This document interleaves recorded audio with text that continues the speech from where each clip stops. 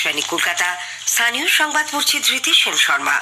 বিশেষ খবর হলো, রাজ্যের বকেয়া পাওনা আদায় নিয়ে মুখ্যমন্ত্রী মমতা ব্যানার্জি আজ নতুন দিল্লিতে প্রধানমন্ত্রী নরেন্দ্র মোদীর সঙ্গে বৈঠকে বসবেন। কংগ্রেসের সর্বভারতীয় সভাপতি মল্লিকার্জুন খার্গের নাম INDIA জোটের প্রধানমন্ত্রী পদপ্রার্থী হিসেবে প্রস্তাব করা হয়েছে। বিজেপি এর সমালোচনা করেছে। এদিকে আসন রফা ইস্যুতে কংগ্রেস সভাপতি আজ প্রদেশ কংগ্রেস নেতাদের বৈঠকে ডেকেছেন। কলকাতা হাইকোর্ট 24শে ডিসেম্বর ব্রিগেডে গীতা পাঠ কর্মসূচির প্রেক্ষিতে পরীক্ষার দিন বদলের আর্জি খারিজ করে দিয়েছে। এর ফলে প্রধানমন্ত্রীর ওই অনুষ্ঠানে যোগদান নিয়ে অনিশ্চয়তা দেখা দিয়েছে। ভগবতী প্রসাদ গোপালিকা রাজ্যের পরবর্তী মুখ্য সচিব হচ্ছেন। রাজ্য প্রশাসনে 186টি পদ তৈরির সিদ্ধান্ত। সহায়ক মূল্যে ধান কেনায় নতুন নজির রাজ্যের খাদ্য দপ্তরের।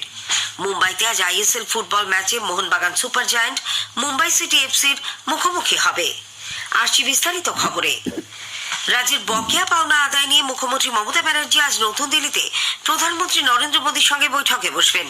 বেলা 11:30 নাগাদ নতুন সংসদ ভবনে প্রধানমন্ত্রীর কক্ষে এই বৈঠক হওয়ার কথা।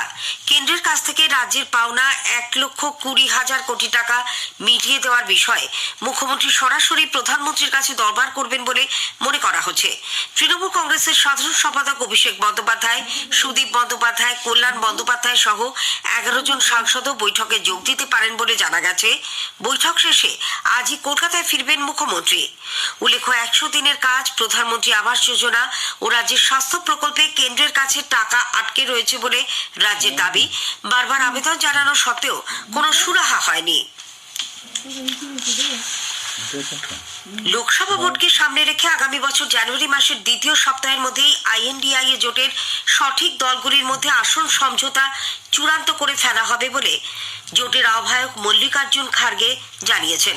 কংগ্রেসের সর্বভারতীয় সভাপতি শ্রী খার্গে গতকাল নতুন দিল্লিতে INDIA জোটের বৈঠকের পর সাংবাদিকদের বলেন, 28টি দলের নেতারা ওই বৈঠকে যোগ দেন। তিনি জানিয়েছেন, জোট শরিকরা সকলে একযোগেই লড়াই করবে। पहले सभी लोग जीत के आना है। जीत के लिए क्या करना उसके बारे में हम सोचे। कौन प्राइम मिनिस्टर बनना ये बाद में की बात है। MPs अगर नहीं है तो प्राइम मिनिस्टर की बात करके क्या फायदा है। पहले अपनी संख्या बढ़ाने के लिए एक होकर सभी लोग लड़के हम मेजॉरिटी लाने की कोशिश करेंगे। উল্লেখ্য, তৃণমূল কংগ্রেস নেত্রী রাজ্যের মুখ্যমন্ত্রী মমতা ব্যানার্জি সহ বেশ কয়েকজন নেতা নেত্রী বৈঠকে জোটের প্রধানমন্ত্রী পদপ্রার্থী হিসেবে মল্লিকার্জুন খার্গের নাম প্রস্তাব করেছেন বলে জানা গেছে। যদিও প্রকাশ্যে জোটের নেতারা এ নিয়ে এখনো কোনো মন্তব্য করতে চাননি। অন্যদিকে কেন্দ্রের বিজেপি সরকার INDIA জোটের বৈঠক এবং প্রধানমন্ত্রী পদের জন্য মল্লিকার্জুন খার্গের নাম উঠে আসার প্রস্তাব নিয়ে কটাক্ষ করেছে। সংসদ বিষয়ক মন্ত্রী প্রহ্লাদ যোশী বলেছেন, যারা নির্বাচনে জয়লাভই করবেন না তাদের আবার প্রধানমন্ত্রী পদপ্রার্থী। इलेक्शन जीतने का सवाल ही नहीं, बाद में क्या तय करते हैं। The exact word what they are, if you get elected, if you are voted to power, after that we will decide the prime ministerial candidate. আরেক মন্ত্রী গিরিরাজ সিংহ বলেছেন, খার্গেকে ইচ্ছে করে ফাঁসানোর জন্য এই কথা ভাবা হচ্ছে। वो जानता है केजरीवाल जी और ममता बनर्जी ये राहुल गांधी के सिवा ये होंगे नहीं। राहुल जी को आउस्ट करने के लिए इन दोनों ने चक्रव्यूह में फंसाया है खड़गे जी को और राहुल गांधी को, दोनों को। আসন রফার ইস্যুতে কংগ্রেস সভাপতি মল্লিকার্জুন খার্গে আজ প্রদেশ কংগ্রেস নেতাদের এক বৈঠক ডেকেছেন। বিকেল 5টায় নতুন দিল্লির আকবর রোডে কংগ্রেসের সদর দপ্তরে ওই বৈঠক হওয়ার কথা। প্রদেশ কংগ্রেস সভাপতি অধীর রঞ্জন চৌধুরী এবং রাজ্যের অন্য নেতা নেত্রীরা তাতে যোগ দেবেন। রাহুল গান্ধী এবং AICCর সাধারণ সম্পাদক KC বেণুগোপালেরও বৈঠকে উপস্থিত থাকার কথা। এ রাজ্যে কংগ্রেসের সাংগঠনিক শক্তি এবং লোকসভা ভোট নিয়ে প্রদেশ কংগ্রেসের অবস্থান নিয়েই মূলত আলোচনা হবে বলে মনে করা হচ্ছে। তারপরেই জোট এবং আসন রফা নিয়ে সিদ্ধান্ত হবে বলে দলীয় সূত্রে জানা গেছে। সংসদে নিরাপত্তা লঙ্ঘনের ঘটনার তদন্তে দিল্লি পুলিশের একটি দল গতকাল ইকো পার্ক থানায় যায়। সেখান থেকে তারা যান বাগুইঘাটিতে ললিত ছায়ের বাড়িতে। স্থানীয় বাসিন্দাদের তারা জিজ্ঞাসাবাদ করেন। এরপর দিল্লি পুলিশের দলটি যায় গিরিশ পার্ক থানায়। সেখান থেকে চাবি নিয়ে তারা রবীন্দ্র সরণিতে ললিত ছায়ের ভাড়া বাড়িতে দরজা খোলেন। আগের দিন বাড়ি তালা বন্ধ থাকায় তাদের ফিরে যেতে হয়। এছাড়াও পুলিশের দলটি ডালহৌসি টেলিফোন ভবনে যান। ললিত ছায়ের অ্যাকাউন্ট চেক করতে তারা সেন্ট্রাল এভিনিউতে কয়েকটি ব্যাংকও ঘুরে দেখেন।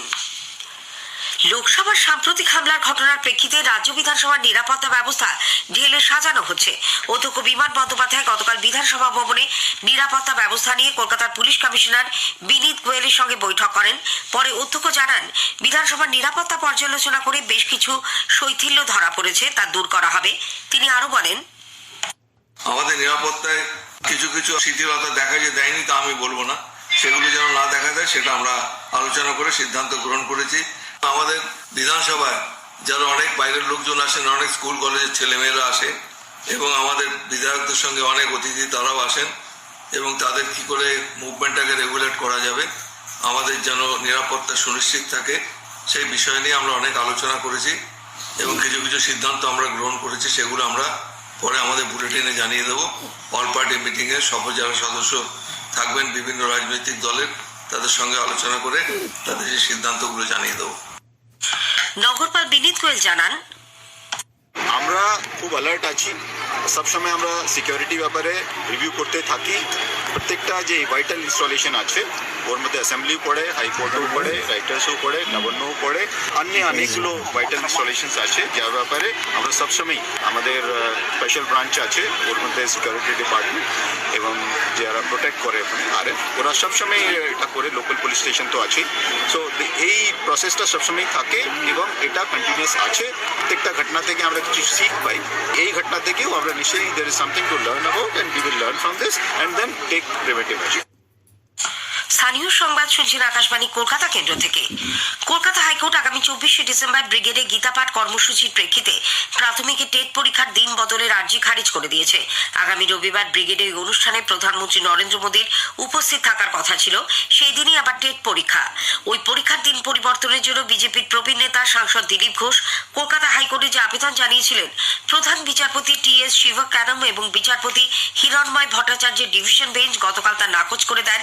এ ব্যাপারে আদালত কোন রকম হস্তক্ষেপ করবে না বলেও বেঞ্চ স্পষ্ট জানিয়েছে। ব্রিগেডে কর্মসূচির জন্য যাতে যানজট না হয় সেজন্য কলকাতা পুলিশকে উপযুক্ত ব্যবস্থা গ্রহণের করতে বলেছে বেঞ্চ।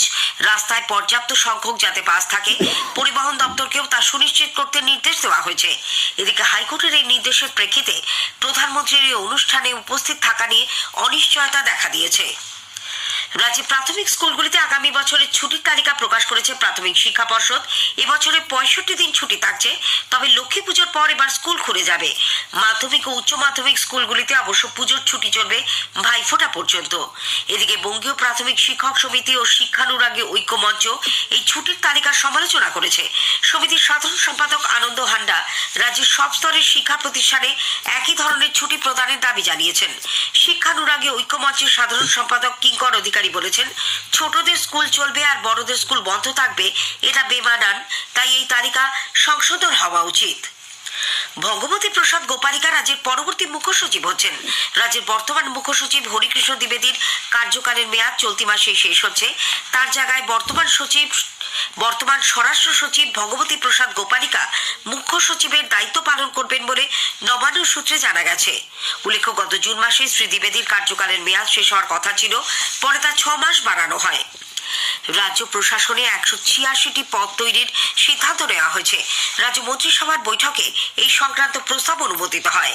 নবান্ন সূত্রে জানা গেছে, সচিবালয়ের জন্য অতিরিক্ত 20টি পদ সৃষ্টি করা হয়েছে।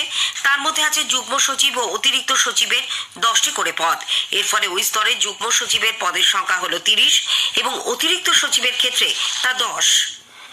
সহায়ক মূল্যে ধান কেনা শুরু হওয়ার 1 মাসের মধ্যেই প্রায় 4 লক্ষ মেট্রিক টন ধান সংগ্রহ করে নতুন নজির করেছে রাজ্যের খাদ্য দপ্তর। এবছর 11ই নভেম্বর চাষিদের কাছ থেকে ন্যায্য মূল্যে ধান কেনা শুরু হয়েছে।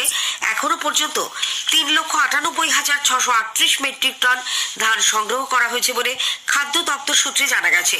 এই প্রক্রিয়ায় প্রথম স্থানে রয়েছে উত্তর দিনাজপুর জেলা, তারপর হুগলি, মালদা ও উত্তর 24 পরগনা। রেশন দুর্নীতি কাণ্ডে ধৃত বনমন্ত্রী জ্যোতিপ্রিয় মল্লিকের বাইপাস সংলগ্ন বন দপ্তরের অফিস অরণ্য ভবনে ইডির আধিকারিকরা গতকাল 11 ঘন্টারও বেশি তল্লাশি চালায়, জেরাও করা হয়। উল্লেখ্য, প্রাক্তন খাদ্যমন্ত্রী জ্যোতিপ্রিয় মল্লিক বর্তমানে অসুস্থ অবস্থায় এসএসকেএম হাসপাতালে চিকিৎসাধীন। মুম্বাইতে আজ আইএসএল ফুটবলের ম্যাচে Mohun Bagan super giant Mumbai city এফসির মুখোমুখি হবে। খেলা শুরু হবে রাত 8টায়। টুর্নামেন্টে এখনো পর্যন্ত মোহনবাগান অপরাজিত। স্থানীয় সংবাদ শেষ হলো।